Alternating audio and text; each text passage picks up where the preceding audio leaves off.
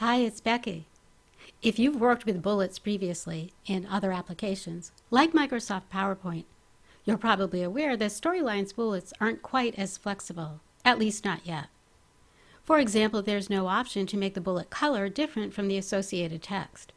But there is a workaround, so you can reassure your clients if this is important to them.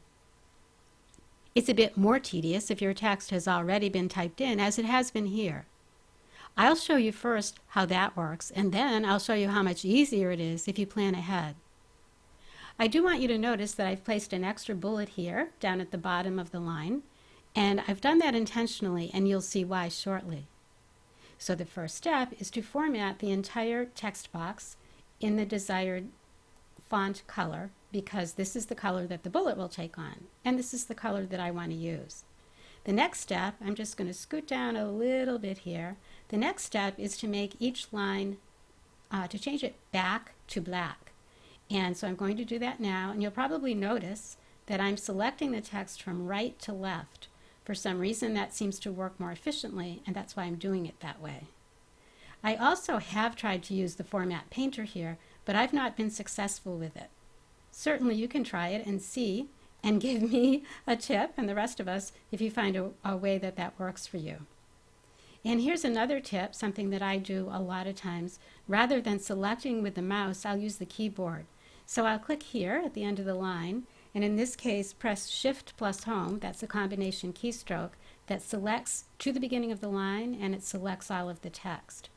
I find that also to be pretty efficient, and so that's what I'm going to continue doing here. So you can see that this can be tedious. I mentioned that at the get-go, but it does get the job done. So if that's what a client needs, that's the good news. And I'm going to select this very last line, and you can see that my text is black and my bullets are that pink color. Now this last bullet is here because if it were not, the bullet up above, the last itemized item, the last item in the list, would have a black bullet for some reason. But if I press backspace now to eliminate the bullet, you can see that everything is the way I want it to be. So that's the way you do that if the text has already been typed in. Let's take a look at this slide where I've done some planning ahead of time.